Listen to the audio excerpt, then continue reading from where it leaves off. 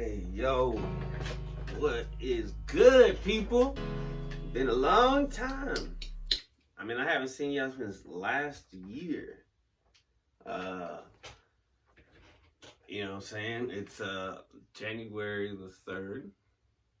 Just went to go have brunch with the family for my dad's B-Day. Good times. It was the first time I had Chinese food in a long time. I mean, I quit any kind of fried fast food except for Cane's here and there because my son works there. But I tried a little bit of, some of the old stuff I used to eat. It's pretty good. The sweets were good too. A little ASMR for the weirdos. Sorry about that. I hate that sound when I hear it when people drinking and shit. It's like a weird doop. And they'd be like right on the mic and shit. But this one was so loud I don't even have to be right on the mic. It's a new year. Same me. Everybody's always saying new year, new me, or whatever. I'm gonna take my glasses off because of the reflection. Because I might as well just be wearing fucking fun glasses. Can't see my eyes and shit. Now I can't see my eyes and shit, but y'all can, so whatever. They're probably going googly crazy because I don't know where to look. Hopefully everybody's doing well. I hope everybody had a wonderful holiday season. I sure did. I cannot complain. Got to see family, some good times, some laughs. It was interesting. It was fun. I loved it. We had Christmas, and I understand. I'm an intelligent person, if I can say so myself. I know the roots of Christmas. Now, this may come as a shock, but scientifically, Jesus was not born. There would have been no way he was born in December for him to survive, supposedly. Or there would have been, I don't know the theory or why, but it's something about the animals wouldn't have been out there. They wouldn't have, if it would have been snowing and shit, they wouldn't have been doing it. It wouldn't have went down like that. Supposedly, but it is the Son of Christ. I mean, the Son of God, so. Or God incarnated. So, whatever. And also, it combines the pagan holiday Saturnalia, which was celebrated in Roman times. So when Constantine wanted to make Christianity the main religion of the empire, mainly for conquering purposes. He did it because most of the poorer soldiers were Christians, and he was like, fuck it, let's get all the poorer soldiers all together. Damn, somebody texted me. I can't see it because it's so far away. Images. Pictures from today. So to get on that, so whatever. He converted it to Christianity, and he painted Christ as like a warrior. He painted his image of a warrior Christ. So when that happened, all the holidays got blended into Christian themes. So Christmas, it's a combination of a lot of things, because Santa Claus came from I think it was German, and there's just a mix of cultures that come together and create this concoction of a holiday. I understand the origins. I don't celebrate it for that purpose. In fact, I'm not celebrating it. I'm just celebrating the fact that we get time off. We're all taking that time out of our schedule to be with each other. They're giving gifts to the kids. The kids are happy. Everybody's happy. It's just a joyous occasion. So I understand people who are just like, fuck that, I'm not celebrating. I'm not going with y'all around the holidays. But it's like, you're lost. It really is fun to spend time with the family. It's what made stronger cultures back in the day in societies, whenever families were so close together. Uh, more trust. So, and then, all right, so we got Christmas Eve. The way Mexicans do it, the way we do it is we celebrate Eve and then, midnight. Then the next day, what do we do on Christmas Day?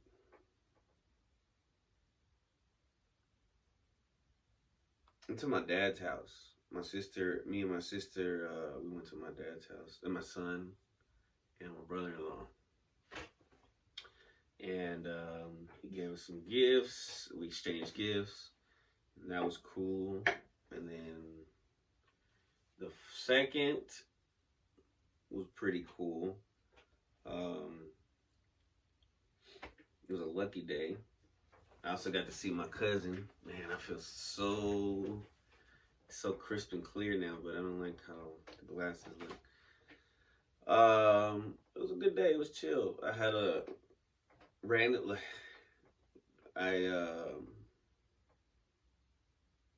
came up on some money, which was dope. It was a blessing. God is great. Always great, always. And now we come to today. I did a lot of chilling. As y'all notice, I haven't been putting clips up. I haven't been doing much. We have been keeping up with the iPod, which is dope. Oh damn, there be my water in here. Yeah. We started some new ventures as well. The iPod reads, iPod Spanish. I think I should change it because I'm not actually reading on there. And the thumbnail makes it look like I'm reading. I gotta pick a better thumbnail.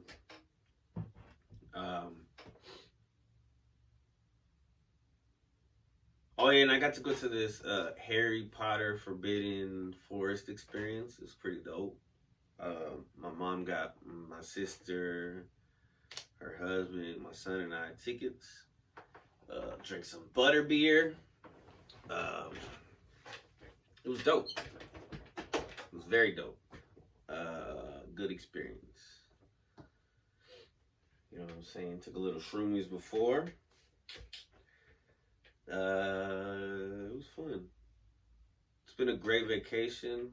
I've been very lazy, but I've been trying to wrap it up now since, I'm going back to work soon. I've probably been consuming a lot of things, like a lot of caffeine that I probably shouldn't, because I'm just like posted up, playing some video games, listening to podcasts and shit. Like I really chilled this fucking time, so but I'm back at it, I finally feel rested enough to like, okay, let me record the podcast. Like I want to do it now. Yeah, I love y'all. I love the increase of subscribers is amazing. I know most of them don't watch the episodes, but the ones that do watch the episodes, y'all are amazing. Like I love y'all. Even though I don't know y'all. I know y'all, but I don't know y'all. You know me better than I know y'all, but I probably know y'all. Maybe I don't know y'all. But we're all connected. Human beings. We are all one. Yeah. So, what else? Is there anything else? Obviously, I haven't got a haircut yet. I've been waiting on my son. I had to order him this cord. Hopefully next time I'll be fresh. But not too bald, because I noticed when I was editing a couple clips, I was uploading the freestyles to my music podcast. I'll do that now. But I was going backwards and whatever.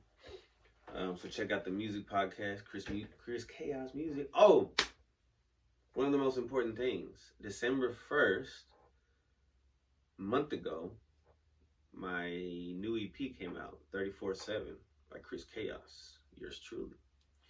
It's available wherever you stream music. It's my favorite project I ever made. There's some positive shit in there. There's some hood shit. There's some funny. There's some dope. There's some lyrical. There's a thinking track. There's a party track. There's a hood track. It's 5 songs, but man, it was one of the best things I've ever created.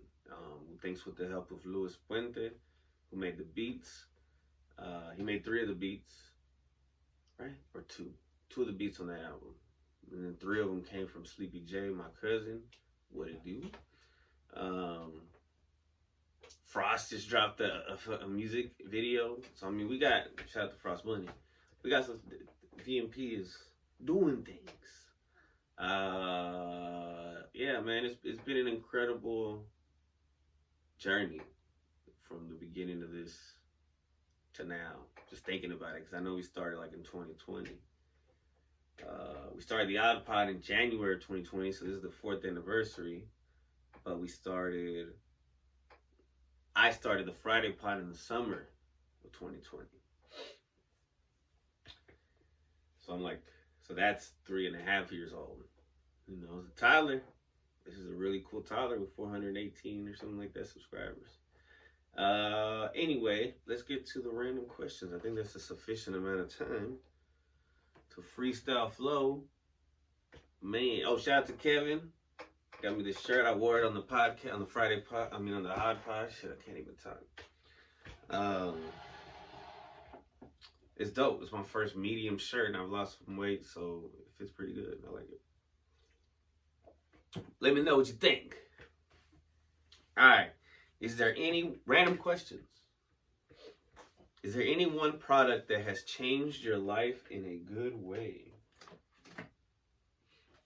Yes. Deodorant. Is there any experience you've not had that you regret not having yet? Interesting. An experience I haven't had yet that I regret that I haven't had yet. I've done a lot of things in my 34, almost 35 years of existence on this plane, on this planet. Well, I wonder if that's what plane, like this plane of existence, like not airplane, but like plane, like a, you know. Sorry, I should be coughing the fuck that way. I shouldn't be coughing. Damn. I guess experiencing Europe in person. The old time. The old world. I want to go to the old world. What is your favorite Broadway show or one you really want to see? I think I heard that the guys who made South Park have a Broadway. I think it's called Mormonism or something. I don't think it's called that. But I think I heard it's funny.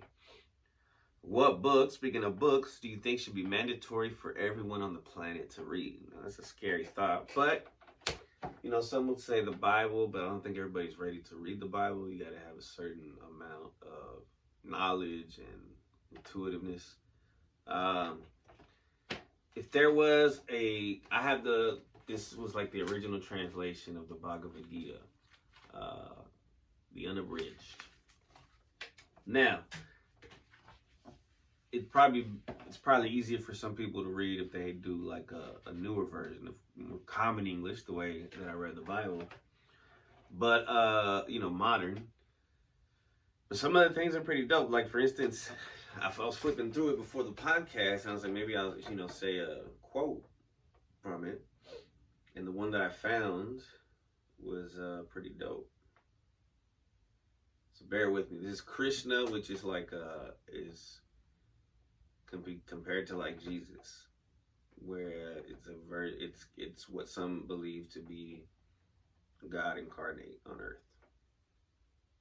So Krishna says, yeah, it was wonderful and terrible to view me as thou didst, dear prince. The gods dread and desire continually to view, yet not by Vedas, nor from sacrifice, that's important, nor penance, nor gift giving, nor with prayer shall any so behold as thou hast seen. Only by fullest service, perfect faith, and uttermost surrender am I known and seen and entered to, Indian prince. Who doeth all for me, who findeth me in all, adoreth always, loveth all. which I have made, and me for love's soul in that man, Arjuna, unto me doth wind. So I say you can give all the gifts you want, you can pray all you want, but it's your actions. It's your hard work. It's going to work and shit and trying to be a good person. And then faith in God. And there's a lot of awesome stuff in here. The Bhagavad Gita. And it's been compared to like Christ, his sermon on the mount, on the hill, sermon on the hill. I'm not sure what exactly. I read it somewhere. It's on here. No. Yeah. The Bhagavad Gita is part of the great Indian epic, the Mahabharata, and it is one of the major religious documents of the world, occupying in Hinduism a position not unlike the Sermon on the Mount in Christianity. One of the most celebrated treasures of world literature as well, it is in the form of a poetic dialogue between the epic's hero, Arjuna, and his friend Krishna, believed to be an incarnation of God. The dialogue, which takes place on the eve of a historic battle, probes the nature of God and what man should do to reach him. As the Bhagavad Gita unfolds, this majestic poem provides a fascinating synopsis of the religious thought and experience of India through the ages. But it's even more than that to the world. But I guess it is going through like their history. This edition offers the classic English verse translation by Sir Edwin Arnold from 1832 to 1904. That's when he lived. Long admired for its evocation of the true feeling of the original poetry. And this reprint was from 93. Wow. And the guy who designed this was Paul E. Kennedy, the guy who designed the cover. Probably not related to the famous Kennedys, or he might be. So that book. That was a long answer. What do you think most people take for granted? Like I was saying earlier, when people, I keep taking these off because the glare. People take for granted their family, and no family is perfect. But taking advantage of those birthdays, I know you don't celebrate. I'm not talking about. Some people don't celebrate birthdays, and I understand that as well. But getting together and just, and I understand because I used to study with the religion that we weren't supposed to do birthdays, because back in the day in Bible times when they did birthdays, they would have like orgies and sacrifices, and they're like, so you're honoring that shit. And it's like, no, we're just getting together, hitting up piñata, having cake. That's all that's happening. So yeah, it's not that deep all the time. I understand it's deep, but then at the same time, we gotta learn to live in the moment, in the present, what's in front of us. Thinking of too much about what's behind us is like the unhappiness is. But everybody has an opinion. Everybody has their own way of living and their own definition of happiness and what makes them happy. So this is just my complete opinion. What do people take for granted that really bugs you?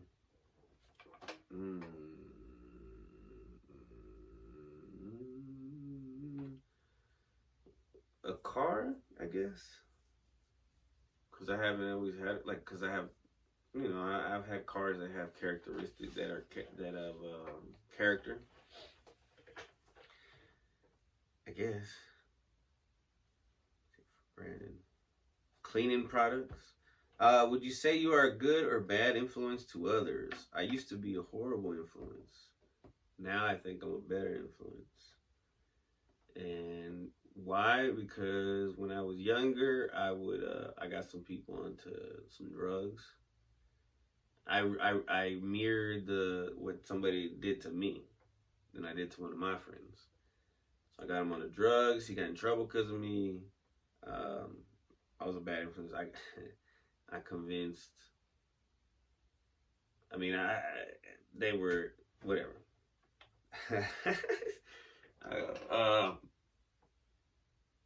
There's nothing gay. It's just that I was thinking about like kicking it with some chicks, and we had a threesome, but they were down. So, but I influenced it, but it wasn't that bad of a thing, you know. But there was a period of time where I was a bad influence. But now I'm just trying to be a good influence. Like I stopped going out to eat, you know, like every day like I used to on these special occasions. Like those birthdays and shit. I stopped going out to clubs. I stopped drinking a lot. Um, you know, I'm kind of boring, but I just been working on like I want people to. I think everybody can podcast. I think it's a weight off your shoulders to be able to talk to yourself in a way, or even just have a conversation with your friends and be on your A's and P's or whatever your Q's, because you want to be on your A game, right? You want to have the best conversation you can have. So that's like good practice right there. And a lot of people, they just spend their weekends, you know, getting fucked up, and I think, you know, all these people have creative juices that they're wasting. But that's my opinion. I love them either way. What's the most beautiful city in the world? I'm gonna have to say, from what I've been to, the most beautiful city I've ever been to is Honolulu. Aloha. Honolulu is like I think it's the capital. It's like the biggest mainstream city in Hawaii. And it's on one of the middle islands. It's on Oahu.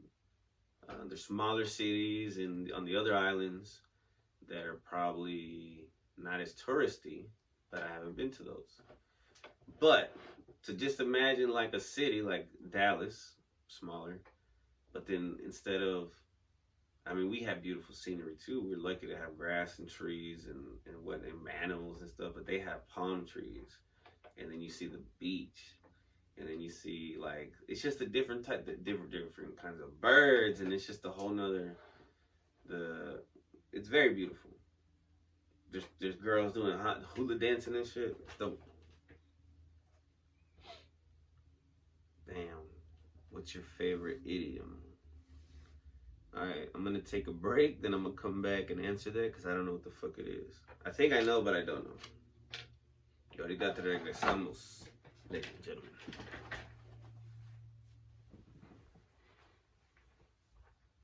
Alright, so idiom. It's not a group of idiots, like I thought. An idiom is it's like a phrase that means something else. For instance, riding shotgun. An expression in the usage of a language that's peculiar to itself, either in having a meaning that cannot be derived from the conjoined meaning of its elements, such as up in the air for undecided, or in its grammatically atypical use of words, such as give way. Interesting. My favorite, they say bite the bullet, bite your tongue. It's probably my favorite. All right, so the other weeks ago, maybe a month ago now, I saw in my backyard a bobcat. It was a cat that had a bob hairdo. Just kidding, it was a bobcat. And it was pretty dope. I wanted to get a picture of it, but I was unable to. I was too slow, and it just happened so fast, and I was just happy to see it. First time ever. My dad said he had seen one because he lives nearby, and he saw one, and they attacked his chickens, and they killed a couple geese over there, and so yeah, it walked and just left so calmly. So if you've seen a bobcat, this is what it may mean. From angelicalbalance.com, a bobcat is a wildcat, a type of lynx that symbolizes self-reliance, independence, and ancient wisdom. It teaches you to learn from your surroundings, Be aware of your inner power and have patience and perceptiveness. From blog.cochinahouse.com, not cochino or cochina. It's K-A-C-H-I-N-A house.com. As a symbol of intuition and heightened awareness, this wild feline becomes a spiritual guide, helping individuals navigate life's labyrinth. Yeah, I gotta use the glasses. And access the profound wisdom found within oneself. A good luck charm. The Zuni and Pawnee tribes see the bobcat as a sign of blessing. Symbolismandmeaning.com says in many cultures, seeing a bobcat is considered a symbol of independence, intuition, and confidence. Encountering a bobcat in the wild can be a powerful experience, representing a connection to the natural world and one's inner strength. Universalsymbolism.com says that learn about the spiritual and mystical powers of a bobcat, a sly and hidden hunter who teaches you to see beyond the surface and discover your own inner secrets. Bobcat is a totem guide for those who want to be alone, listen, and have patience, and reveals the art of surprise and hidden messages. Uniguide.com says that the bobcat symbolism and meanings include self-reliance, perception, moxie, which I'm not sure what it is, stealth, friskiness, beauty, and affection. Because bobcats are native to North America, ranging from southern Canada to all the way to Mexico, they are subjects in the cultural mythology of those regions. I'm going to look up what a moxie is. Energy. Okay. It's a weird way to say that. Bobcats are also symbols of unique beauty. Every bobcat's coat is unique, like a human fingerprint. No two are exactly alike, and their natural eyeliner and glowing eyes make them real showstoppers in the animal kingdom. However, like the fox's beauty, the bobcat's exquisiteness can be the source of jealousy and covetousness. In others, people hunt bobcats for their fur, just as they hold foxes in captivity for it. Bastards. The bobcat spirit animal reminds you that beauty alone is never enough. But beauty and wits are a winning combination. You were born to shine brightly in your own unique way. If others try to make you feel badly about that, always remember to never lower your vibration to theirs. Use your wits to overcome their negative energy. Jealousy always stems from people not putting enough effort into realizing their own full potential and purpose in life. It's their problem, not yours. In Hopi spiritual beliefs, there are numerous Kachinas, again, not Cochinas. I need to look up Kachinas who are ancestral spirits. I feel like a Kachina is another name for a bobcat. No, it's one of the deified ancestral spirits believed among the Hopi and other Pueblo Indians or natives to visit the Pueblos at intervals. So it's a deified entity. It's an ancestral spirit. Very interesting.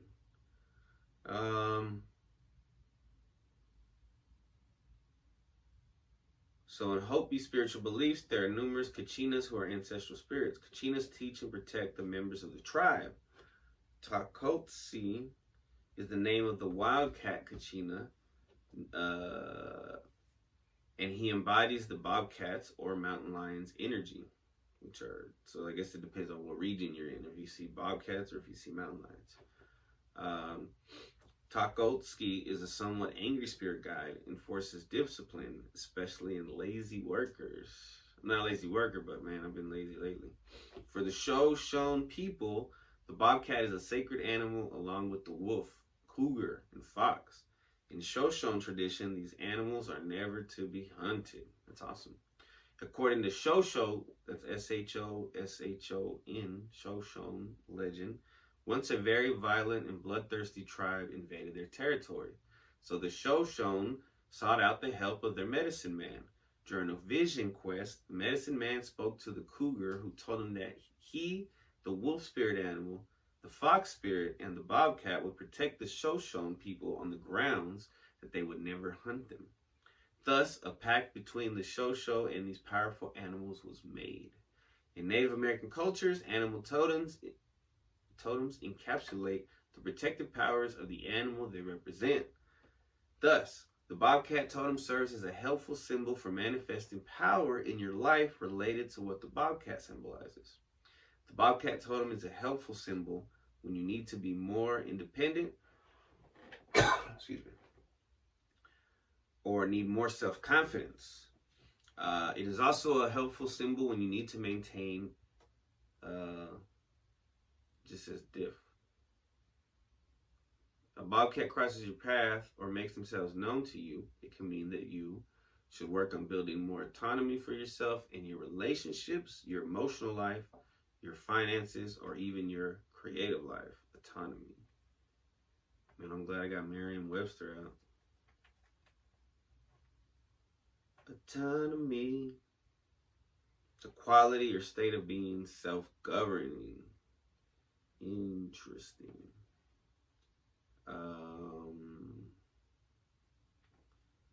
You need to remember to be playful and affectionate with those you love. And last but not least, it may mean practice more discretion. Keep your cards closer to your vest instead of oversharing. Discretion is key in your endeavors. Man, amazing. Shout out to the Bobcats of the world. This one's for you guys and gals.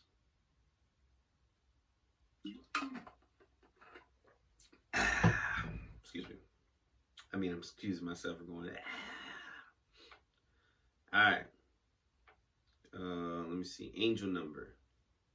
Because I got a crystal this time. Because I got a crystal for Christmas. But I have to get up and get it to show y'all. So I'm going to wait for that one. So, 494. Angel number of the month, I guess. Sunsigns.org. Angel number 494 implies that your life is a gift from God because you have the ability to change the world to a better place. Astrology.com says this number is a reminder that God is always with you, watching over you, and guiding you towards your life's purpose. AngelNumbersMeaning.com says this number represents brilliance, problem solving, and wisdom. It also represents freedom, learning to say no, self-love, and non-conformity. Litarian.com says it's Litaiarian.com says ways of gaining value. Because you have the power to improve the world, 494 suggests that your life is a gift from God. To put it another way, your goal is to guide people toward a better future. You might be able to handle your life and the people in it. In addition, you have the power to impact the world for the better. That's some heavy shit, man. Heavy duty. Numeroscop. That's Numeroscop.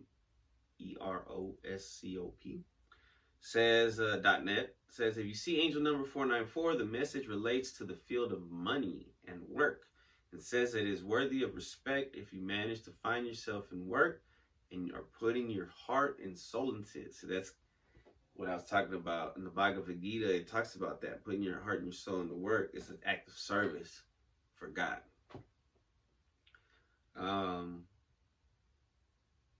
This is the basis of well-being, not only in the material, but also on any other level of life. Continue to improve your skills so that the universe could notice your efforts and appreciate them.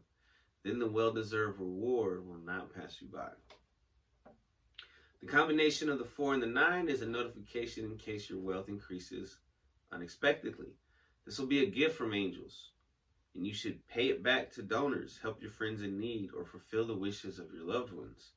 Otherwise, this sign of the heavens' benevolence may be the last in your life.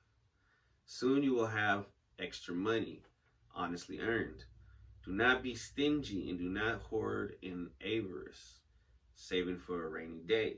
Better be to be generous and provide material support to those who are in need of it. You will not lose anything, and the people you help out will become your eternal tributaries.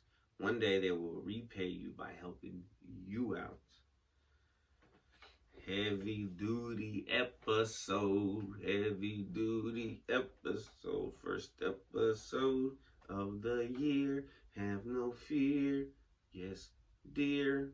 Ok, voy a tomar otro descanso y voy a regresar con el cristal. Ahorita regreso. Be right back. All right, so let me show you the crystal.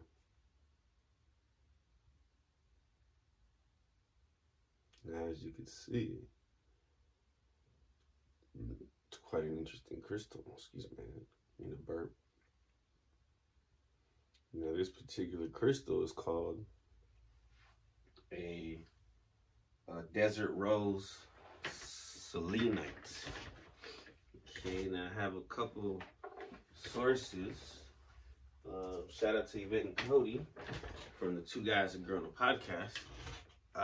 They got me this for Christmas from, I forgot what the store's called.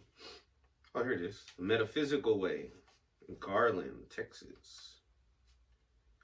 Now, there's some tape on here. Okay. So, Desert Rose Selenite. Now, selenite itself is powerful. Then you get Desert Rose Selenite, and it has its own particular powers as well. So here's what comes with it. This is just selenite in general. So the chakra is crown and above. Let's see, mental clarity, insight, awareness.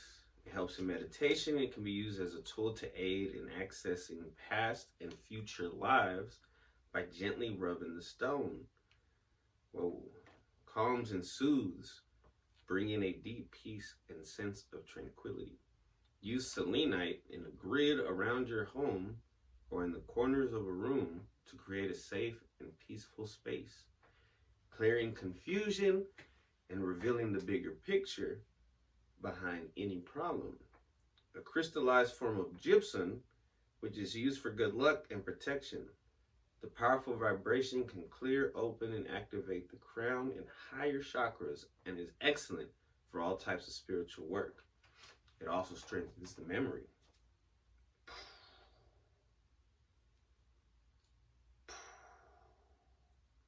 All right.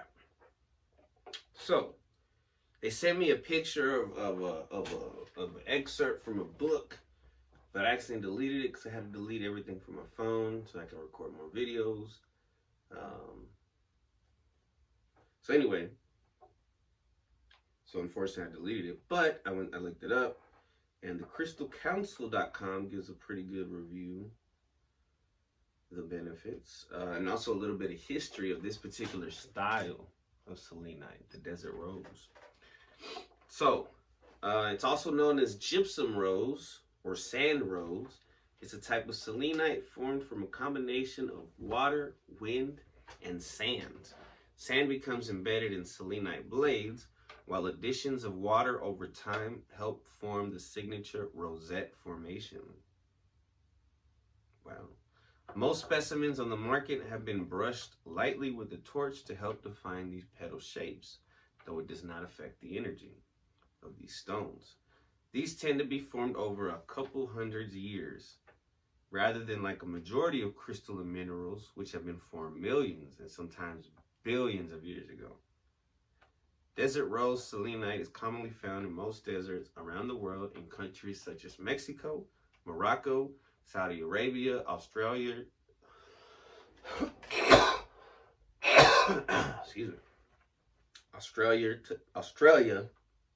I don't know why I can't, Australia. I don't know why I keep saying that.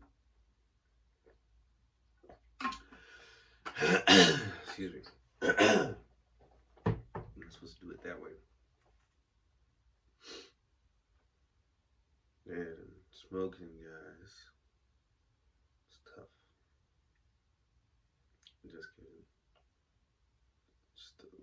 First world problems. I lost where I was. I'm going to try this again. It's found commonly in most deserts around the world, in countries such as Mexico, Morocco, Saudi Arabia, Australia, Tunisia, and Afghanistan, or Tunisia. There's a particular type of desert rose selenite found only in Oklahoma that formed around 250 million years ago when a shallow sea covered the current state. It's locally called Gerber sandstone. Most specimens are very fragile and it should be held with great caution. A traditional Native American tale stated that desert rose selenites were carved by warriors who returned home from the spirit world. The roses were said to have been spread across the earth to protect these spirits' homelands. Desert rose selenite is the perfect meditation tool that helps one stay grounded and balanced. The mineral activates our root, crown, and sacral chakras that assist in mental clarity and focus, manifestation and self-expression, and unlocking our divine will. It's the perfect stone to place at your bedside, workspace, or meditation room as it helps cleanse one's aura and environment. Due to it mainly being selenite based, it will charge and cleanse other crystals when placed around them. Desert rose is a stone for anyone who feels as though they need a constant rejuvenation of energy. They work on a very high energetic vibration that helps realign one's chakra system. Removing blockages between chakras will help ease the flow of energy within. While this stone may sound like it's perfect for all chakras, it is most beloved by the sacral chakra. It truly helps one find a path through the manifestation of achieving your dreams and turning them into a reality. We recommend holding a desert rose and verbally reciprocating into what you want from this world and how you plan on getting there. Doing this weekly will affect not only your physical actions, but also your mental decisions. Very interesting. Desert rose selenite. Beautiful. All right, what we got next, ladies and gentlemen? What do we got next? I don't know. We about to flow. Let's go. Okay, so I had a dream. At that time. It was a dream.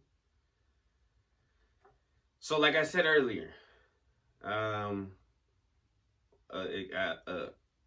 guess a pet peeve is somebody who doesn't care about, like, who takes advantage of not have, or doesn't care about their car. I don't know. It's a weird thing to. But so I have my car work done sometimes. Sometimes I don't have it for a while and I have to use other cars. But anyway, somebody else might have had this dream that doesn't experience that. And it's still different than what. Anyway, let me get to it. Anyway, I'm gonna have to fucking stop saying that word. No way. So I had a dream about my car being cut in half. Like, I didn't see it being cut. It was already cut. It had just a nice, smooth laser in the middle. Like, the car is, like, if I'm the front of the car,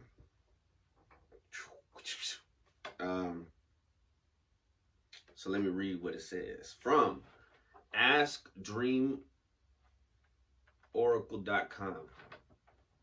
Here's the summary. To dream about a car being cut in half suggests that you earn through your work or through some important contact that can be beneficial to you. You are being left out of some situation or relationship. The completion of a very important project will now be a cause for celebration. Wow, we went back and forth on that one. You feel your emotions are being undermined and cut down. Your financial situation is good, but you barely have time to relax, and you are progressing smoothly towards your life path. That was a whole bunch of just back and forth and back. Okay, whatever. In-depth interpretation. Let's do that. To dream about a car being cut in half suggests that your emotional energy is in harmony with your will. You will open the doors of your enchanted house and organize a meeting with great care. Then you will understand how important today was. You earned through your work or through some important contact that can be beneficial to you.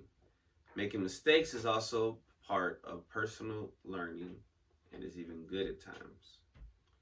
Prudence will be your ally when making a decision that will not be entirely easy. There may be something in the past that you need to incorporate into your current life. Something unexpected that will not only affect you is about to happen, or someone will fill you with praise and you will realize that they appreciate you very much. So these seem kind of random. Also, this dream expresses that you are doing something despite being told not to do it. Dream about a car being cut in half.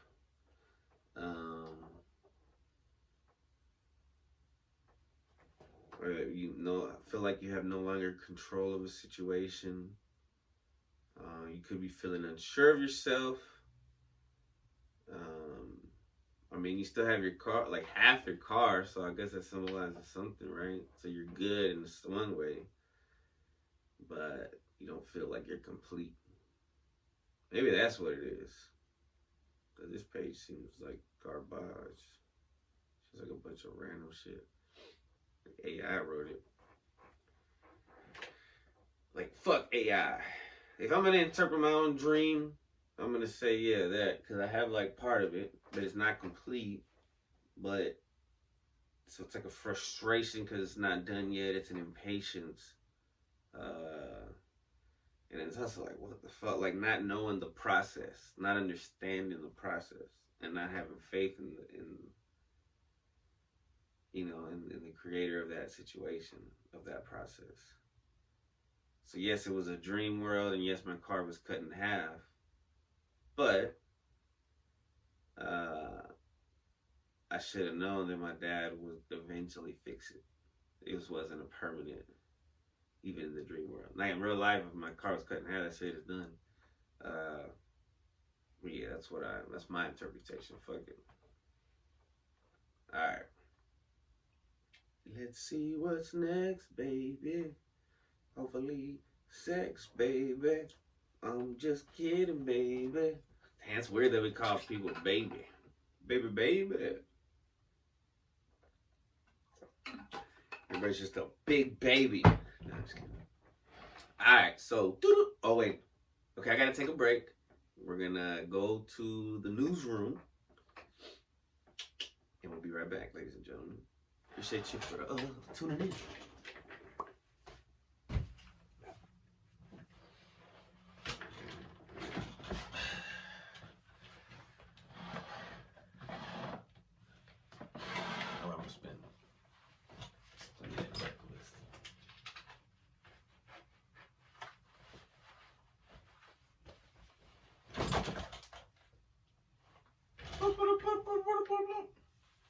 Anxiety News with your host, Christopher Chaos.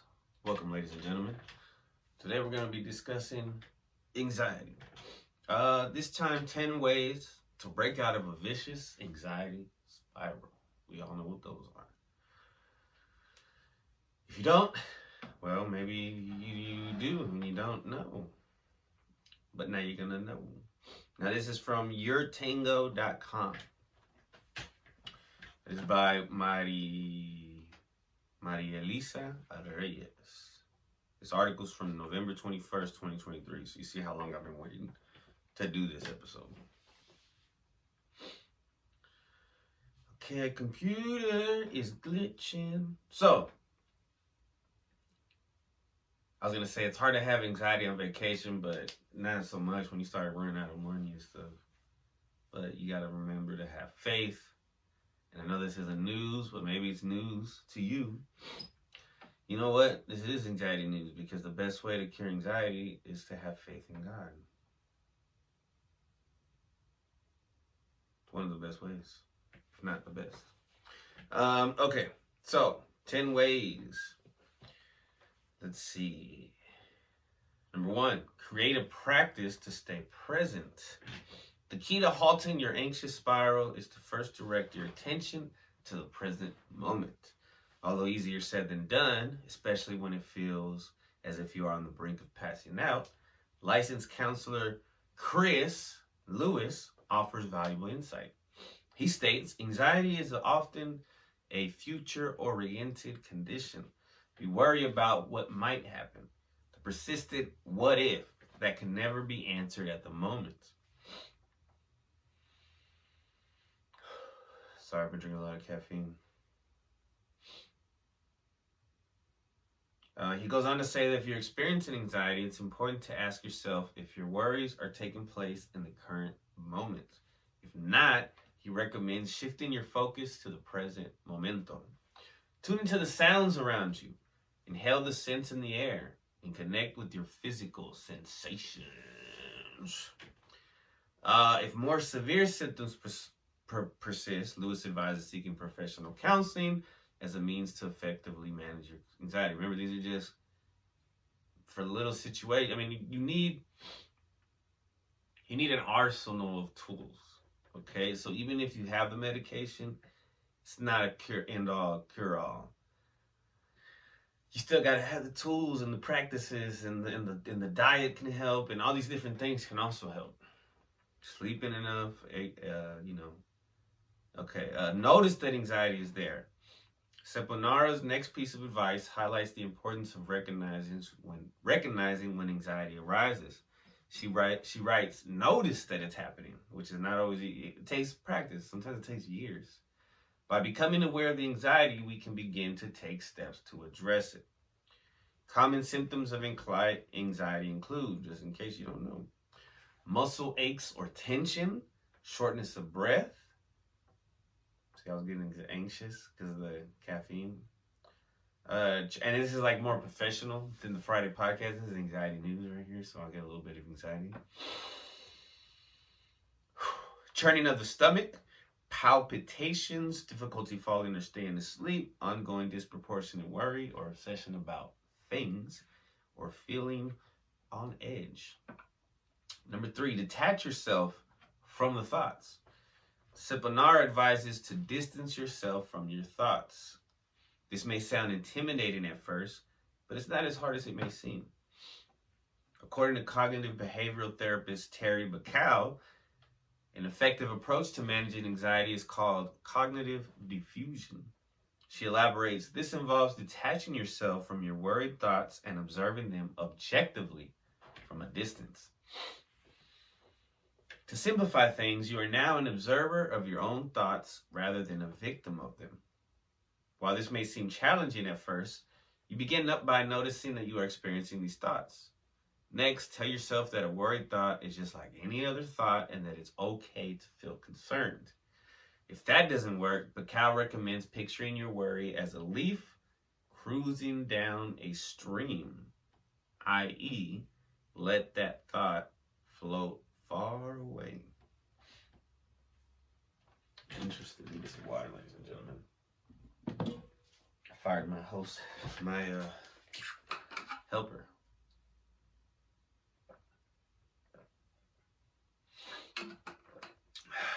Water helps too.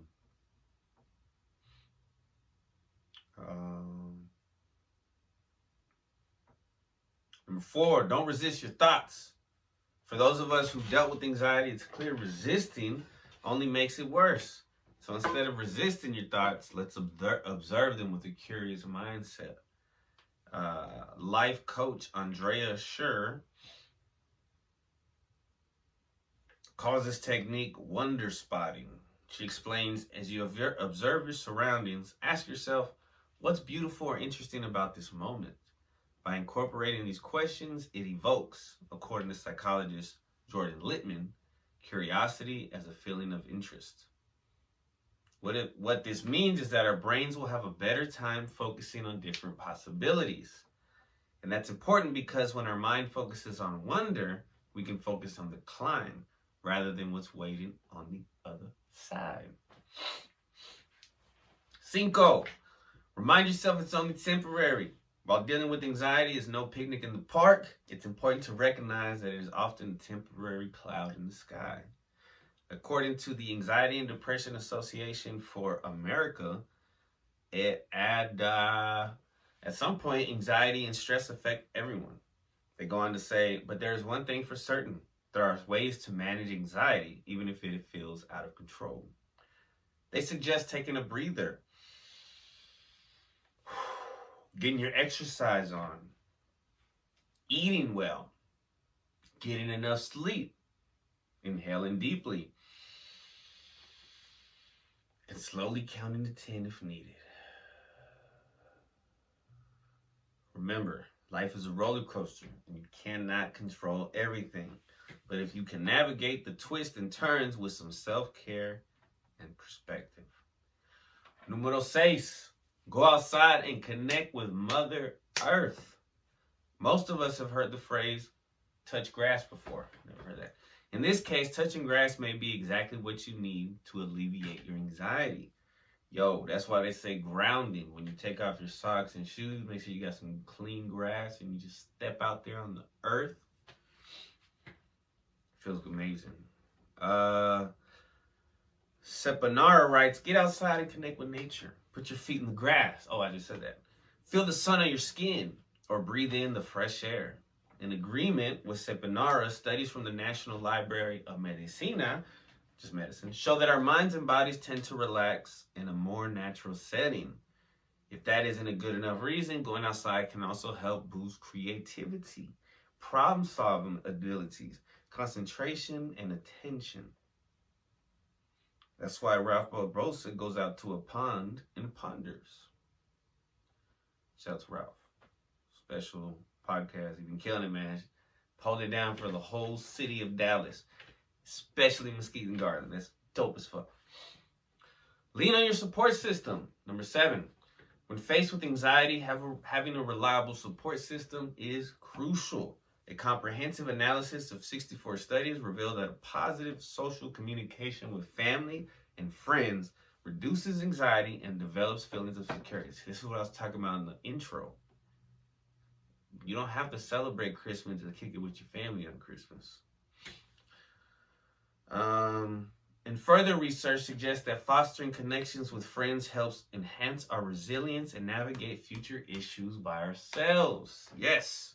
Plus, our self-esteem and sense of autonomy are improved just by having great friends who support us.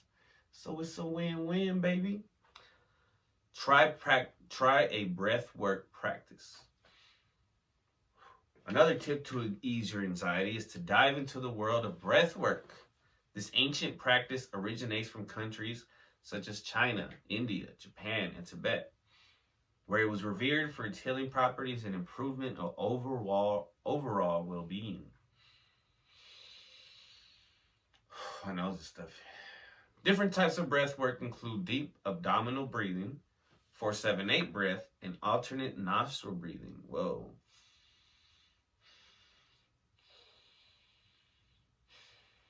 Person's horrible.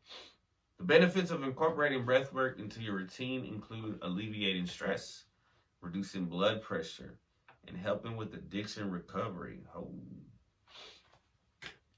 Change your environment. Subtle changes to your physical space can do wonders when it comes to soothing your anxiety.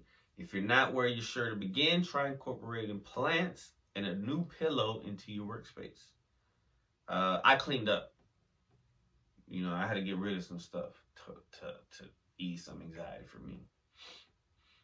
The trick here is to start small and slowly build up over time. Well, I cleaned up, but I still got, some stuff. But as time continues, you can add more drastic changes, such as rearranging furniture, painting, or buying new activities for your space. These seemingly small things can help disrupt the familiar patterns that fuel our anxiety in the first place. And number 10, think of your happy place and imagine yourself there. The imagination is one of the most powerful things in all of creation. Last but not least, another way to manage your anxiety is by envisioning your happy place. If you're wondering what that means, simply put, picture an environment in which you find happiness and comfort. Personally, this author, this writer, this journalist is saying their happy place is curling up in bed with a book in their hands. Sounds pretty nice. Immerse yourself in that memory and let it wash over you. If you are having difficulty picturing something, incorporating techniques such as breath work can help serve as a guide to transport you into your happy place. So in the summertime when I was on vacation, I loved kicking it outside. So I would record some videos where I just do like a span of the backyard and the trees. And so sometimes when I'm at work, I was like, at least one time I did it. I watched it when I was stressed out, and then I was listening to it. I hear the birds and the crickets and all that shit. And that's my place, you know? So I think that helps too. If you can go to that place and record it. But if it's, just record your bed and you're just like, oh, I wish I was in there. I guess that's not the same. From being mindful of the present to envisioning your happy place, there are many strategies you can use to tame your anxiety. Don't get overwhelmed though. You only have to use the one or few that work best for you. Take a deep breath and trust yourself. You got this.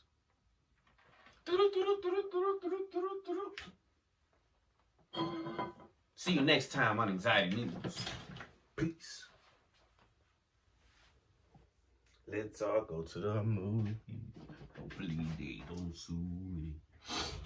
Welcome, ladies and gentlemen, to a new segment. It's not a new segment. It's a old segment, new entrance. Today we're going to talk about a series. An incredible series. And it's a spin-off. Now I just thought about this. Not a lot of shows are successful when they create spin-offs. I.e. Joey. Some are successful like Frasier, Better Call Saul, and now we have Gen V.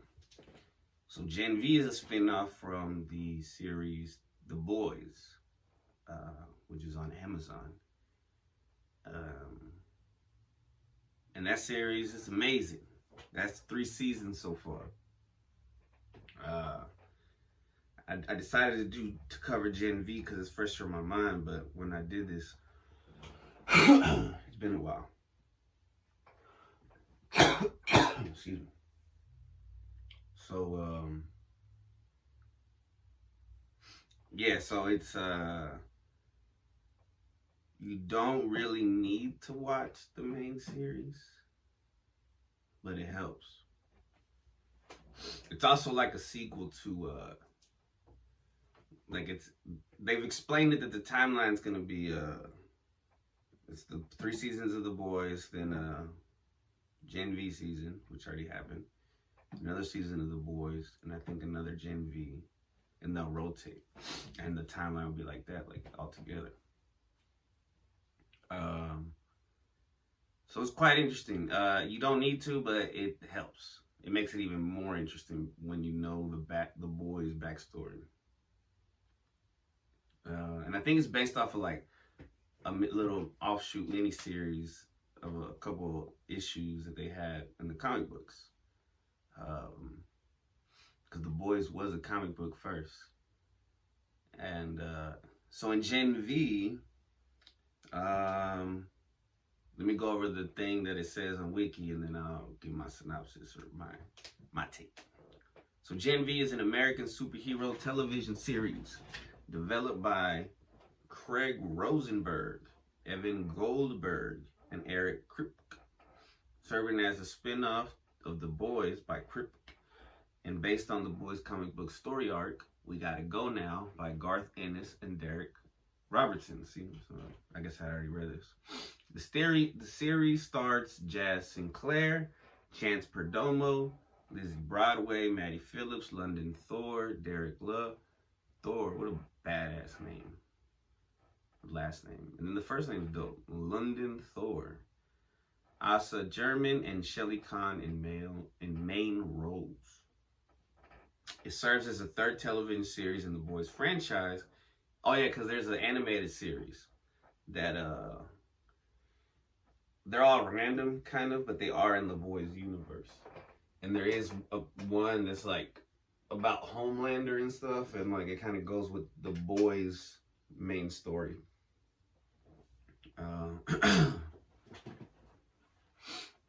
It's set. It's in its first season. Is set concurrently with the fourth season of The Boys. Oh, the series premiered on Amazon Prime Video. I don't know if that's true, but maybe that's how they're gonna come out. The way I said it, but maybe that is true. September 29th, 2023, and received mostly positive critical reviews with praise for the characters, humor, storyline, and performances of its cast, particularly Sinclair, Broadway, Phillips, and German.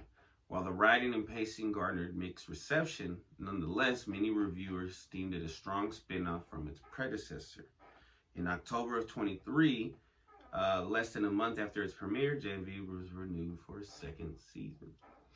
So yeah, as I said, it was humorous, it was exciting, it was surprising, it was shocking.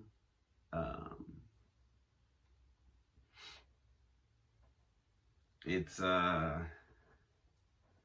crazy. It goes like into the conspiratorial side of it, like if it's a deeper thing than just, because they kind of go into the conspiratorial side of the creation of superheroes in The Boys, but in Gen V, they get even deeper into it, and then there's like it's the school, it's the young people, right? There's a university for superheroes or for people that have superpowers, all different kinds. The main one is blood, but she has to cut herself somewhere and so she can use her blood and shit. She can also control other people's blood. Even if it's in their body. So she's fucking powerful, right? And then it's also tragic, sad. There's some romantic parts. There's like cool parts. There's, like I said, there's funny. I guess the pacing is like a little weird. It starts off like, but it doesn't mean it's bad. Like it starts off like running, right? And then a couple episodes in, it starts to walk. And then it starts jogging, and then it'll run again. So I think that there's like a couple slow episodes in the middle, or after the first couple episodes. But either way, I mean, all in all, it was dope. It showed a young person's perspective of the gift and the curse that was decided by their parents, of getting injected with compound V.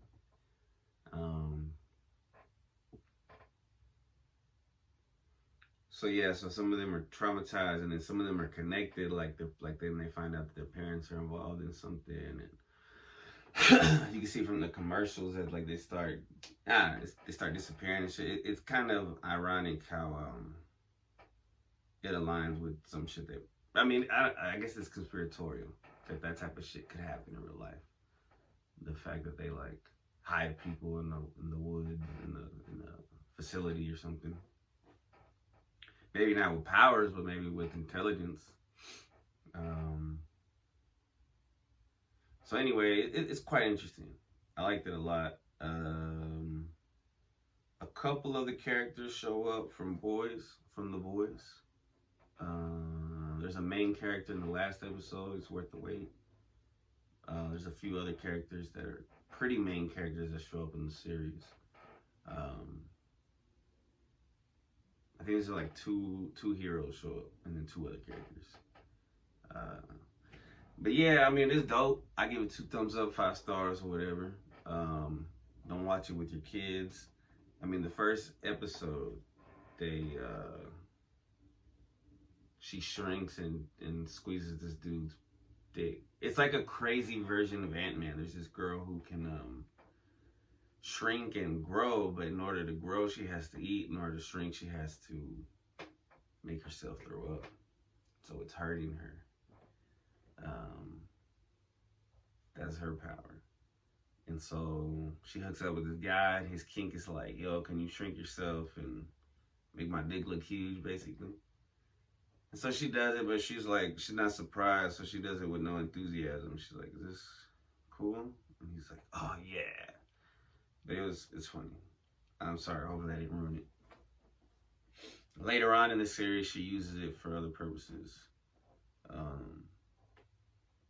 But it's interesting the perspective of how she does it and like her mom and shit. But it's a metaphor for bulimia, because some people feel like a superpower is looking good, and the only way they can do it is by throwing up. There's also a character who can, the superpower is turning from a boy, they can turn into a girl, or they can turn into a boy. And the parents just wanted to be a boy because when they were born, it was boy. They were a boy. And obviously I haven't been practicing my pronouns. So that's a cool little symbolism to the, that kind of that's going on, in American homes. And she uses that superpower pretty cool. They use it pretty dope. And then there's like this dude who's like the Human Torch, I think. So that he's like pretty powerful. So there continues to be references to other comic books, like parodies to other comic book heroes. Some very inventive ones. Like there's a dude who's like a perv, and if he touches you, he makes you like real sleepy and kind of can control your mind a little bit. And so he takes advantage of some girls in college, but karma gets him incredibly. Yeah, I say watch it. I recommend watching The Boys. Is like a slower start. It's more talking and stuff, and there is action, and it's a great series.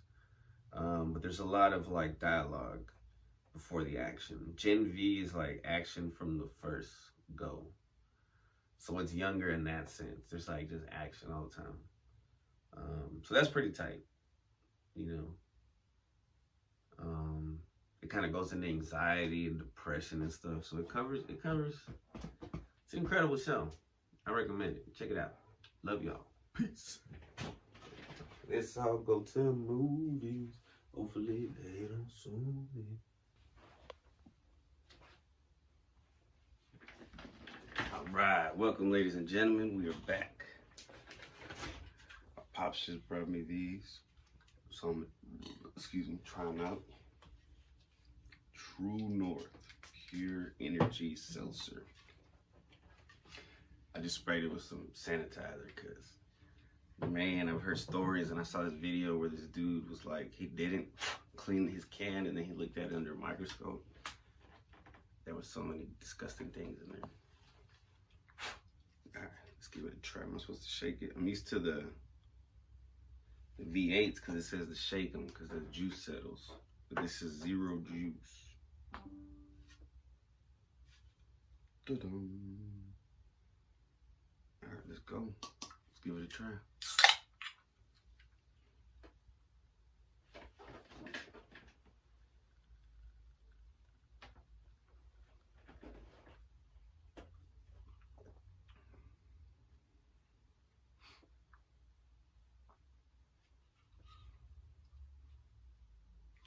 Interesting. Energy, interesting. It's pretty good. It's not bad. It doesn't have like a chemically taste. Even though it's sugar free, it tastes pretty good. All right. Badass women in history. So today we're gonna talk about Juana Belén Gutiérrez de Mendoza. She was born January 27th, 1875. She passed on July 13th, 1942. She was a Mexican journalist, feminist, professor, and activist. She was an author of radical feminist literature and contributed to leftist newspapers including El Diario del Hogar and El Hijo de Ahuzote. Considered a prominent female writer and participant in the Mexican Revolution, she was outspoken in her criticism of the Catholic Church and Porfiriato through her newspaper, Vesper. Wow. Early life. She was born in San Juan del Rio, Durango, Mexico. Shout out to Durango. Her father, Santiago Gutierrez Lomeli, was originally from Jalisco and worked as a farm worker in an estate in San Pedro de Gallo, Durango. Her mother, Orfiria Chavez, was a devout woman with indigenous Caxan roots from the region of Juchipila in Zacatecas. I want to look up that Caxcan. It's probably like a Native American tribe.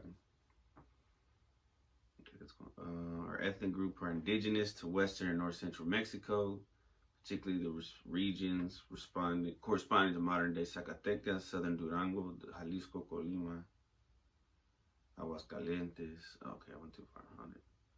Yeah, so it was an indigenous tribe.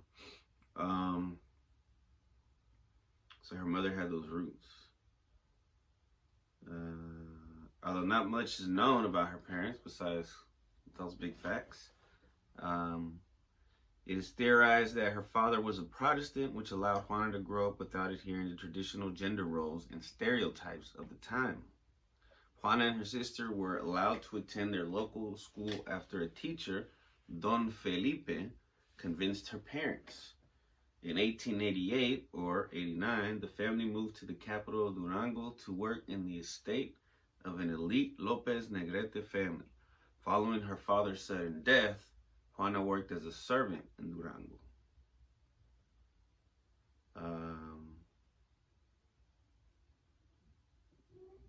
In 1892, at the age of 17, she married a miner. Not like a little kid. She married somebody who was, like he mined, like Minecraft. And they moved to Sierra Mojada, Coahuila.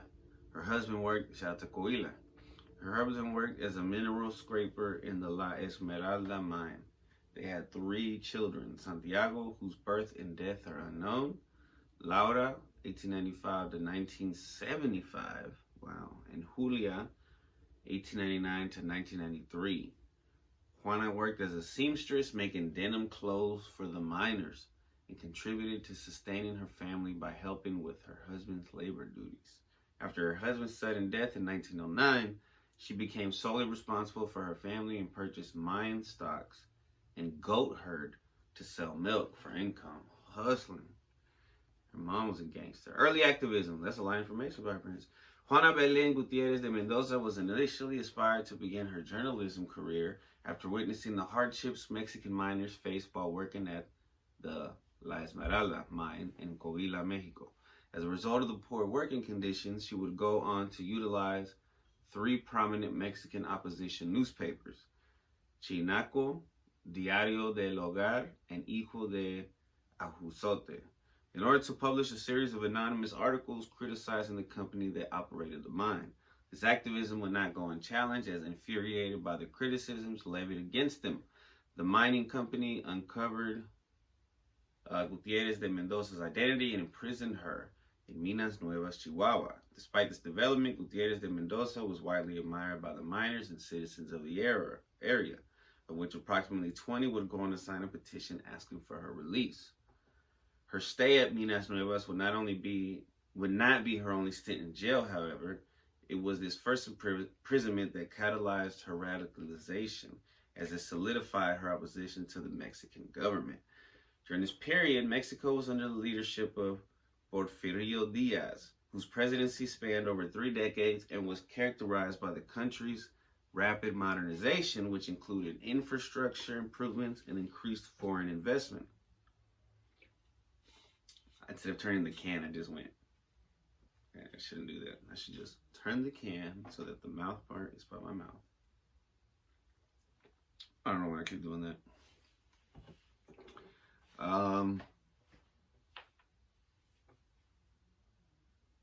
Concurrently, this tenure was marked by challenges to political freedoms and increasing economic disparities among the population. In May 1901, she founded an anti-Diaz newspaper called Vesper. She attacked the clergy in Guanajuato and wrote against foreign domination in Mexico.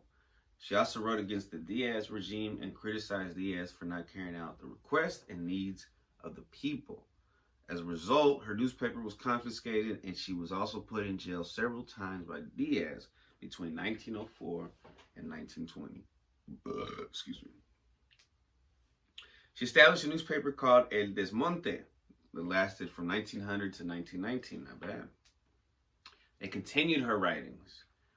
She encouraged workers and peasants to vote, as she wrote, not to integrate power, but to disintegrate it, as a means of forming not a new oligarchy, but of transforming the oligarchies into truly public administrations.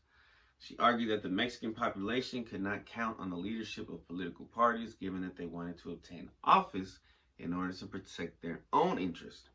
To propagate liberation ideology throughout Mexico, Juana Belén Gutiérrez de Mendoza translated the works of Peter Kropotkin, Mikhail Bakunin, and Pierre Joseph Proudhon to Spanish. I gotta look up what these authors wrote. Oh shit, I don't even have to click on it. It just shows me. So cool. So Peter was a Russian anarchist and geographer known as prominent of anarchist communism. Mikhail was a Russian revolutionary anarchist. He is among the most influential figures of anarchism and a major figure in the revolutionary social anarchist, and collectivist anarchist traditions. So they're just ready for revolution. Pierre was a French socialist, politician, philosopher, and economist who founded mutualist philosophy and is favored by many as the father of anarchism. He was the first person to declare himself an anarchist, using the term, and is widely regarded, blah, blah, blah. Wow. So she translated those and passed them out. Boom. Activism during the revolution. During the revolution, that probably definitely helped start. Excuse me. During the revolution on March 16th, 1911, announced the suspension of individual rights. Meanwhile, in Mexico City, a group of urban intellectuals, including Juana Belén Gutiérrez de Mendoza, Dolores Jiménez, which we've talked about before, and Muro, Santiago, let me look up. Damn it, So, just a little flashback. Dolores Jiménez was a Mexican school teacher and revolutionary, a native of Aguascalientes. She rose to prominence during the Mexican Revolution as a socialist activist and reformer, and as a supporter and associate of Zapata. Let's go back and check that out. Santiago Orozco, Camilo Arriaga, Gildardo Magaña, and Jose Vasconcelos planned a rebellion against the military in support of Francisco E. Madero. Madero was a hopeful presidential candidate that was to take over Porfirio's presidency post-revolution. The collective group had originally planned El Complot in the team of Tacubaya in San Diego. Involving both civilians and military personnel, the news of the plan began to spread quickly throughout the town, leading for the plan to be eventually found out by the government officials on March 27, 1911. After the main leaders of the planned rebellion were uncovered, they were taken directly to prison. This included Juana Belén and the rest of the aforementioned group. Although this wasn't the first time Juana was sent to prison, it was the first time she was sent during the Mexican Revolution. On top of the planned rebellion, the group also had to put together a separate plan of action, this time revolving around protesting in support of social reforms. The political and social plan, claiming for the states of Guerrero, Michoacán, and Tlaxcala, Puebla, and I know I'm saying that wrong.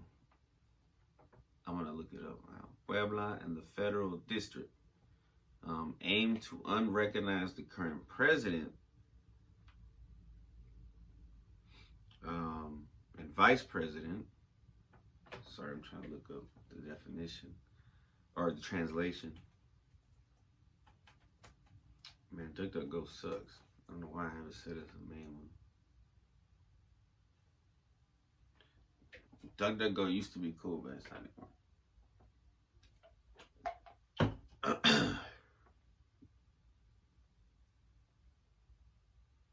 Oh, I said translation. I should put pronunciation. That's on me. And that's on me, DuckDuckGo. I'm a DuckDuckGo. So they give you Google just has its own thing. Man, let's see. Let me go to Google. Search with Google. Yes. This is not sponsored by Google, but Google, if you want to sponsor me, you know, I use you all the time. I'm sure you use me too. What am I looking at?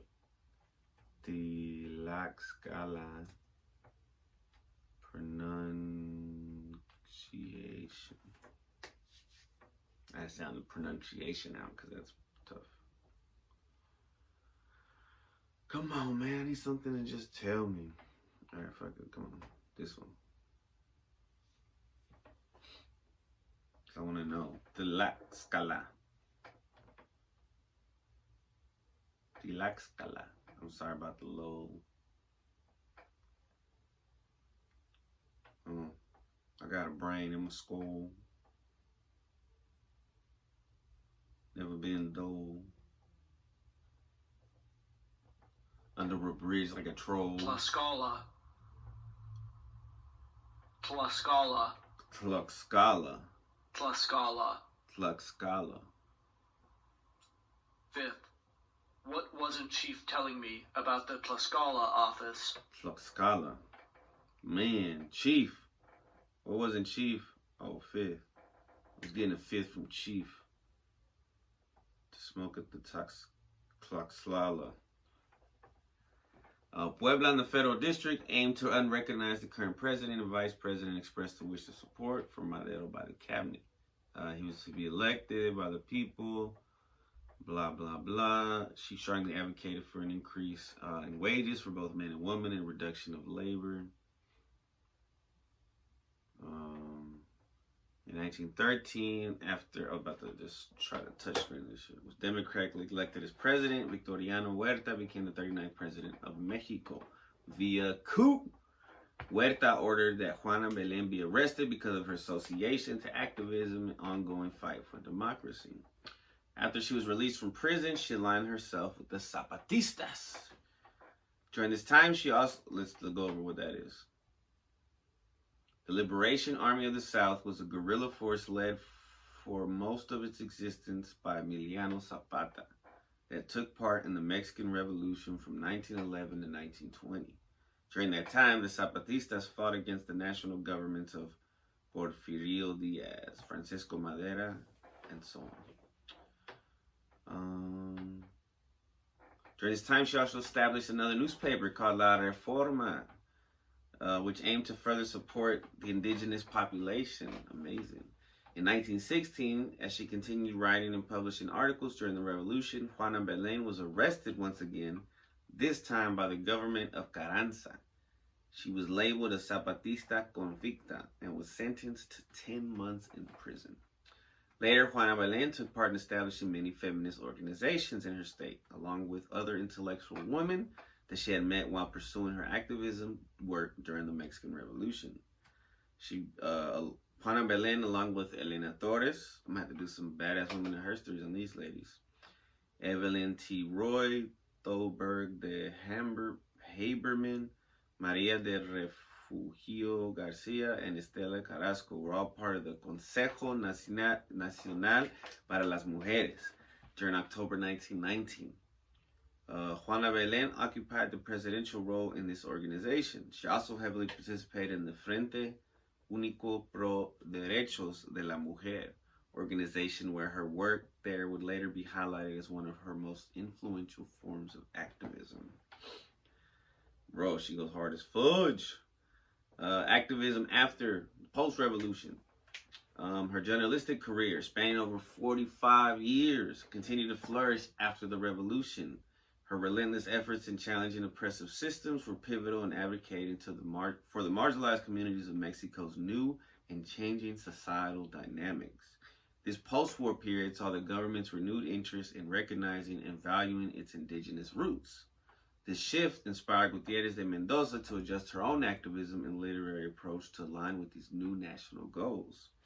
Upon returning to Mexico City in 1922, she rapidly adapted to the nation's evolving social and political environment.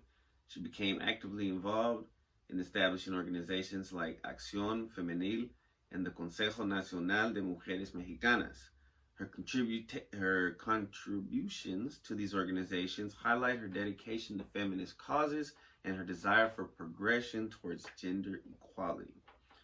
Gutierrez de Mendoza also found herself supporting the government's efforts to reconnect with indigenous traditions, as she participated in the Maestra Rural movement. This initiative aimed to integrate the many local indigenous communities into Mexico's new emerging national identity and economic framework. Her work in the Jalisco and Zacatecas regions, home to the Caxcan Indians, were particularly noteworthy, resulting in her being named an inspector of rural schools in 1923. However, despite her success in the program, Gutierrez de Mendoza's journey as a rural teacher was not wholly positive. As time went on, she became increasingly critical of the program's policies, voicing concerns about its detrimental effects on indigenous communities and the potential risk of cultural erasure. Driven by her deep frustration with the government's colonization efforts through its educational system, driven by her deep frustration with the government's colonization efforts through its education system, about its detrimental effects on indigenous communities and the potential risk of cultural erasure. Sorry, I reread the wrong thing really slowly. Sorry. So she established the Consejo de los Caxcanes in Juchipila, Zacatecas between 1922 and 1923. As the council's director, she penned a critical treatise titled Por la Tierra y por la Raza in 1924, a literary work that directly challenged the policies of the Secretaría de Educación Pública and its leadership, highlighting the issues of cultural assimilation and the marginalization of indigenous communities. In the 1930s, her activism centered on women's education and societal roles, emphasizing motherhood and the identity of the indigenous population in Mexico. As a writer, she produced significant works during this period, including Preliminares de Combate in February 1935, Camisas de Colores in March 35, and La República Femenina in 1936, which critiqued government policies and military practices, promoting a concept of maternal feminism. She also served as the director of the Escuela Industrial Femenina. Josefa Ortiz de Dominguez from 1937 to 40, demonstrating her dedication to her educational and feminist ideals. Despite facing obstacles, including being dismissed from her directorial position, she persisted in writing and publishing efforts. Her strong belief in the indigenous population as the cornerstone of the Mexican nation and her adherence to these values throughout her career marked her as a significant mestiza rhetorician in Mexican history. Amazing. Cheers. All right, her writings, and we'll wrap up. Juana Belén Gutierrez de Mendoza's first articles found on the treatment of minors. She published articles anonymously in several Mexican newspapers like El Diario de Hogar, Hilo de Abusato and Chinaco. We talked about this. After authorities discovered, she was arrested. After her release, she sold her goat herd and acquired a printing press in the city, which she began her own paper, Vesper, Justicia y Libertad, in 1901. The first articles published in Vesper were anti-government. I want to make sure I'm saying that right because there's an accent on top of the E. You know, I usually don't get gassy from the V8s because there's no gas. They're not carbonated. But immediately with something that's carbonated.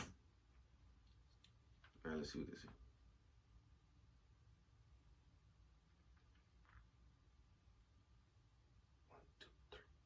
Vesper. Vesper. Vesper. Nah, man, you think so? Well, they were anti-government and against the beliefs of the Catholic Church. Vesper was valuable for people to gain information as well as a resource for public opinion. One of the key goals of Vesper was to enlighten the public on the issues regarding Porfirio Diaz. The content of the articles was shocking for government officials to read, especially since it was written by a woman, a badass woman of her strength.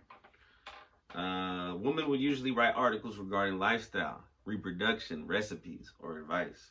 Vesper was seen as a Mexican liberalist and anarchist communist newspaper. Vesper was shut down around 40 times by the American government, which forced Gutierrez de Mendoza to print in multiple locations like Guanajuato, Mexico City, and San Antonio, Texas. Shout out to San Antonio. In 1903, shout out to every location. But I just, places that I've been to are the ones that I say shout out. Or that I know somebody from. In 1903, Porfirio Diaz confiscated Vesper, detained its editors, which included Gutierrez de Mendoza. She was forced to print Vesper in Texas in 1904 due to the confiscation by Diaz.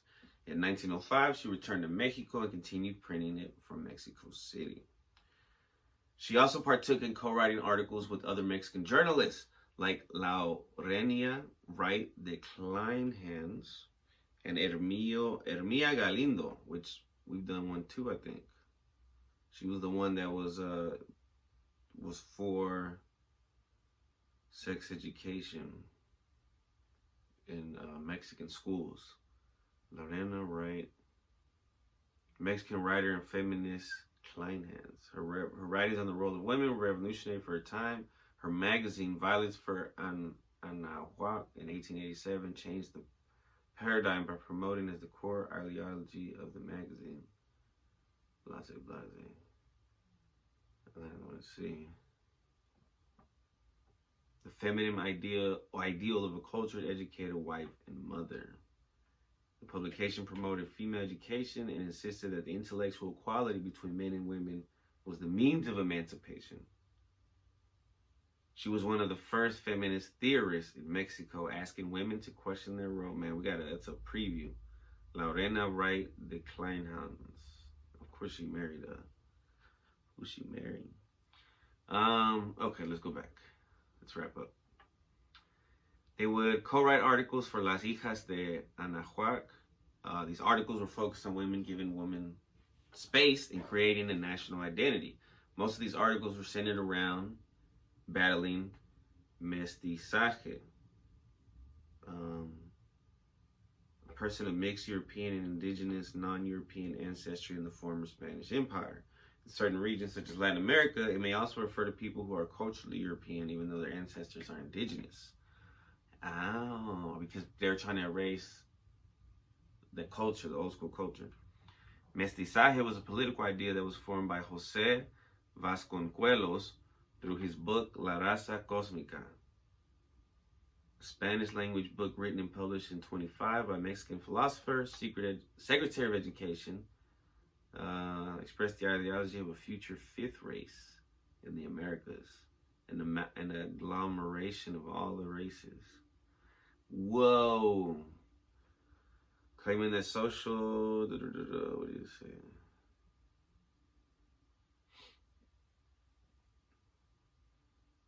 He said, claiming that socialist, Darwinist, and racialist ideologies are only created to validate, explain, and justify ethnic superiority and to repress others.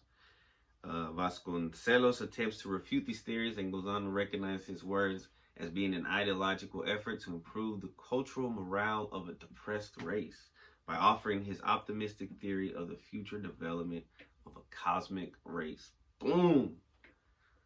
That's dope as fuck.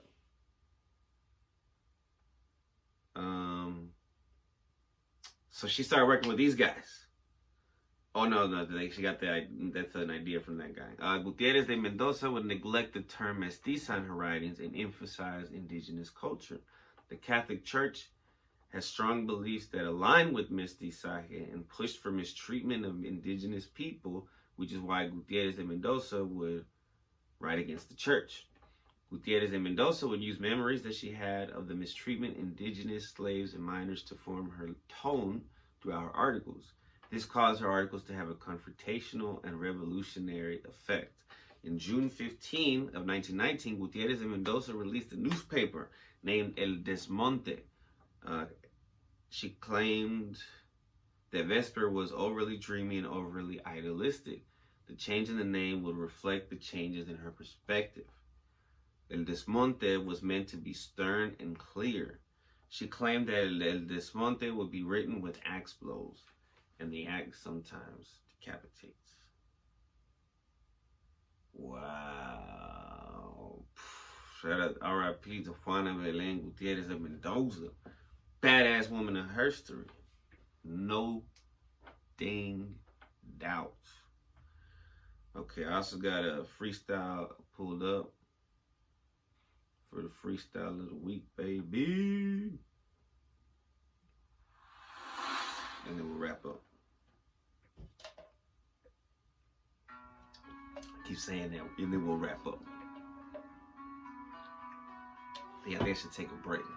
All right, we're gonna take a break, and then we'll come back and freestyle. All right. Welcome to the wrap up. Get it? And I wanted to shout out this teacher that was working at the school I work at. She had this in the back of her truck, and I asked her about it. She didn't too much care about it. I said, "Oh, I want it." She let me have it. Sometimes you just gotta ask, man. It's definitely, unless it was like this. Yeah, it was probably like this. It's crazy. And then bananas, corn. My goodness, so cool. And my mom gave me this cool Aquarius candle. Intellectual, original, friendly. Fuck yeah. Just kidding. All right, so before I get into the freestyle, I want to promote 34/7. Been out there a month. It's going hard. I got a lot of good feedback. Yeah, let me just do a little couple previews. See how it sounds. I'm savage like a catapult, hiking like a Viking, armed and ready for destruction. I came to murder hip-hop, fuck all of your discussions. My ancestors wore zoo suits, riots left them foolproof, stronger than a diamond, and I'm shining like a go-to. Do you know the whole truth, or just the fabrications? Fake or real news, or is it all disinformation? I let the whole world, every city, every on. Love the preview. Rise to the ceiling. I used to feel so low, now I'm higher than the building. Riveting my Ritalin, got me my own Billie Jean. I'm mentally and physically so healthy, respectfully. Negative, green cheek, cut off like vasectomy. Ritalin so riveting with all that bullshit in between. I am so incredible. You are so incredible. We are so. All right. Sometimes we retry till we figure out why we're here and how to fly. Ruminating, contemplating, praying and waiting. Manifest, meditating, God protect me from Satan. You made it for a reason. Right now it's the season. To me, he ain't deceiving, scheming and thieving. He's just giving time till the shine come and keep him locked up for a minute. God's children gotta peek it to the dimension that Jesus had mentioned. No more hunger, no more pain, no more suffering, man.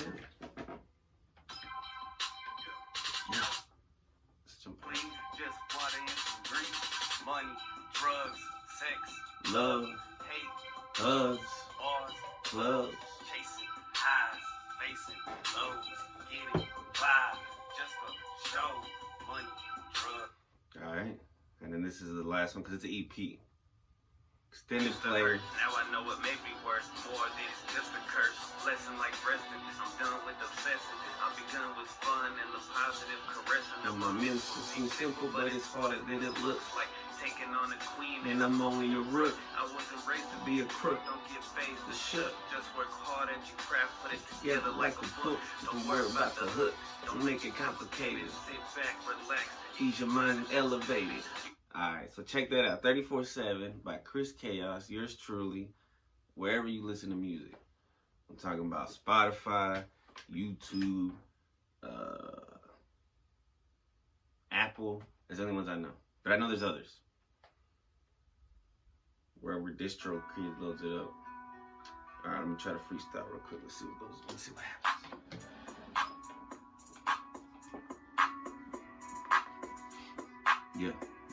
Yeah. Man, hold up. Get pulled up. Drinking caffeine. Know what I mean? Oh, man. The beat just stopped.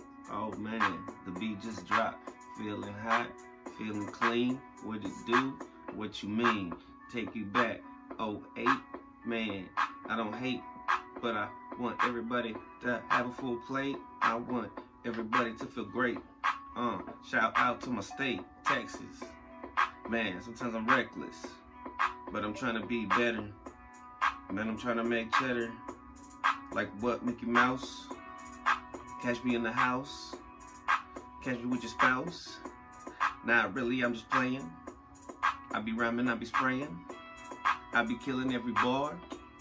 I be shooting like a star. Do you know who I are? Do you know where we are? Man, I'm coming up, running up. Haters wanna talk shit, but they ain't running up. Then they put the puck tip. Man, I tried running fast, but I can't freestyle like I'm running fast, like a motherfucking and like I'm going wild. It's a G child in the Nile. What it do, man? You in denial? I'm coming here to take over. Shout out to Jehovah. Shout out to Jesus. Shout out to Krishna. Shout out to Allah. Man, hold up. About to go on the beat, about to flow, even though I don't hear no bass, no feel. Here's the clap, here's the drum, here's the hat. What you done? I'ma keep on going, man, cause y'all don't even know it, man. I'ma flow to the day that I go brain dead. Haters talk shit, but they ain't about that. Then they about to get man, I fucked up. Alright, that's cool, man. I love y'all. See y'all next time on the Friday podcast. Shout out to Beats Provider. Free beats, no copyright. Flow. I'm a flow. Ain't no joke. Man, I'm dope. Hang a rope. Nah, I don't.